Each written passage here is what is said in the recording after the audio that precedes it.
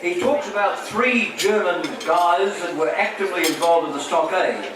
One of them, when Carboni put up the proposal that Peter Lawler be the leader, Edward, one of the Germans, seconded. So he played an important role in the history.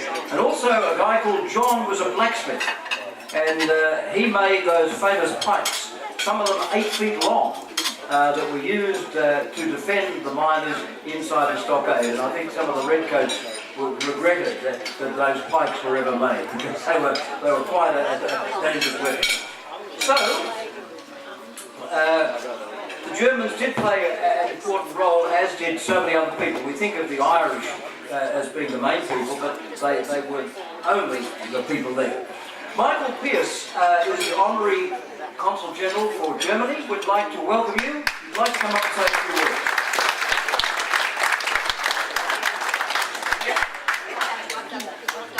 They're a good audience, Michael. They won't walk out and they won't boo you. I tell you the secret is they're all Richmond supporters.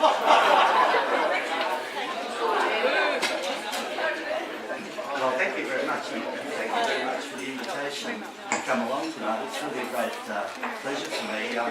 My father was born and bred in Ballarat, so I've always had a special affinity to the Eureka story. I'm very pleased to come here and celebrate it with you again tonight. I must confess, until I was approached and asked to come and speak here, I didn't realise that 3 Germans had been killed at Eureka, or that obviously another number must have participated in the rebellion as well. But if I turned my mind to it, I almost certainly would have come to that conclusion anyway, because the Germans played a very significant role in the early days of the colony of Victoria and then the state of Victoria until the First World War. The 3rd largest source of settlers in all of Australia, and I'm sure in Victoria as well, after Great Britain and Ireland, was Germany. And in fact, very many Germans participated in the diggings in Ballarat and through the whole Goldfields area. And those of you who are from Ballarat will be familiar with a small town just west of Ballarat called Smythedale. And if you're ever in Smythedale, you might stop off there and have a look. There's a plaque on the side of a wall by the park in Smythedale that commemorates a community of Germans who came from a town called Niederweisel. Niederweisel is a small town in the middle of Germany, not far from Frankfurt.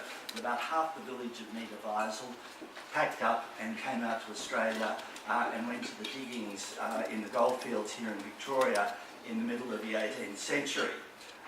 Germans also settled extensively throughout Western Victoria, and in fact about this time next week, I certainly hope the weather is going to be better, because this time next week I'm due to participate in what's called Laternenfest. Laternenfest is a lantern procession, and it's a German, anybody who's been in Germany at this time of the year will see processions of small children walking through the town with lanterns. It's a very familiar German festival at this time of the year. And there's a community in the southern Grampians who about 20 years ago revived that tradition. They're all descendants of German settlers around there. And they all participate in the Lutheran Church.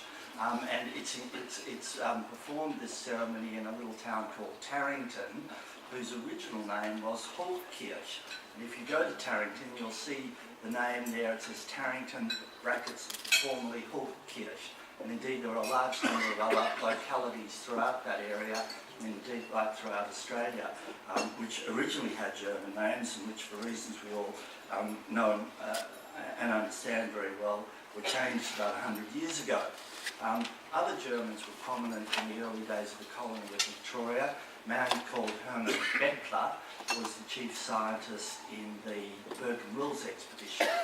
And you'll probably all be familiar with the name of Baron Ferdinand von Müller, who was not the founder of the Botanic Gardens here in Melbourne, but was really the person who gave the gardens their current shape.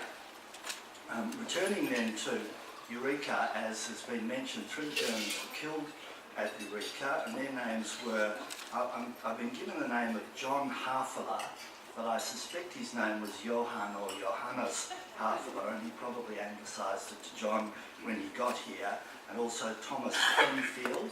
Those two gentlemen came from Württemberg, which is in the southwest of Germany. Stuttgart is in Württemberg, and if they'd stayed in Germany, they might have ended up building and owning Mercedes cars, but they came out here and had a shorter fate, unfortunately.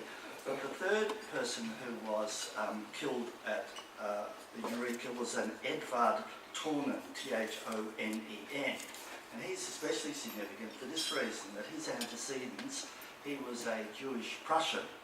Not from the part of Prussia you're probably familiar with over in the east, but from the part of Prussia in the west around the Rhineland. But he was a Jewish Prussian, and I wonder if anyone else knows the name of a very famous Victorian, also of Jewish Prussian heritage. Sir John Monash, correct. Sir John Monash's parents were Jewish Prussians who came to Australia round about this time in the middle of the 19th century. A lot of these things, for reasons we all understand, were covered up, but Monash grew up speaking German. He was a member of the German club and he sang in the German choir. It's, I think, fitting that there is this connection between somebody regarded by many as the greatest Victorian, who perhaps ironically then went on to play a decisive role in the defeat of the Germans almost exactly 100 years ago in northern France, and these three gentlemen in particular, Edvard Tornen, a Jewish Prussian, and so I'd like to commend the memory and example of those people to you here. I'd like to commend you for keeping alive the spirit of Eureka, and thank you for acknowledging the part the Germans played in that.